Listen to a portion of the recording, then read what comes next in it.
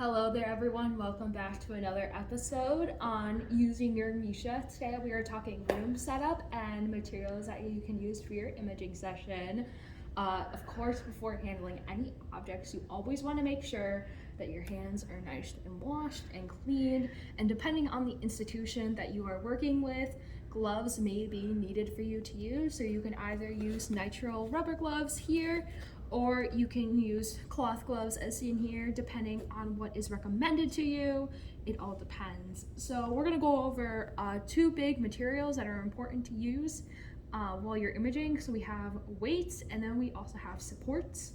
So our weights that we have here, for example, are our book snakes here, which are these long pieces here, long weights. And then we also have these kind of sacky looking weights here that you can use too.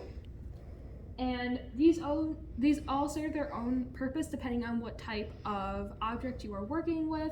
When you are imaging, you always want to try to get the object that you are working with as completely flat as possible.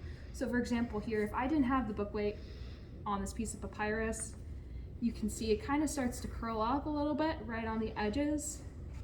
So I just use this book weight to go around and help support this papyrus. You're also going to want to be careful of shadowing too while you're placing your weights. So make sure that you kind of maybe test the LEDs a couple times, see where the shadows fall, and make sure it doesn't fall in any of the regions of interest. So you make sure you get good data in those areas.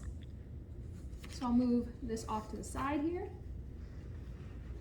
And then next with books, we always want to make sure that we are supporting the spine with books and supporting covers. As much as we'd like to keep books this way when we are imaging, it's unfortunately not an efficient place to image. So in order to keep books in the best way possible, you can move this off to the side here. What we often do when we are imaging is we will stand one of these kind of diagonal foam blocks on its side with the front part here. We will take our book, and we'll have the spine directly kind of flush up with this foam here. You can either take a book snake or, again, one of these book weights right here. I'll even move these gloves so you can get a bit of a better view. We're going to open to the page we're interested in. I'm just going to open to a random page here. Going to hold the book flush up to the side, and then we can start to drape these weights over it.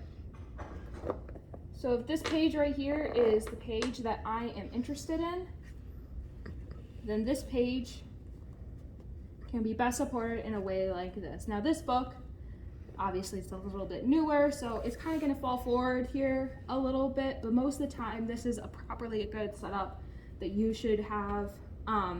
For most parchment manuscripts, this often works really well, having a book like this, and then to make sure that this part is staying up right here, just kind of add as many book snakes and of these book weights here that you can, and that you can allow. Be careful of the shadowing of this part here where it kind of droops down a little bit.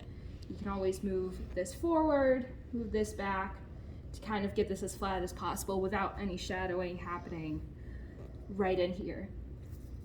So that is it for materials.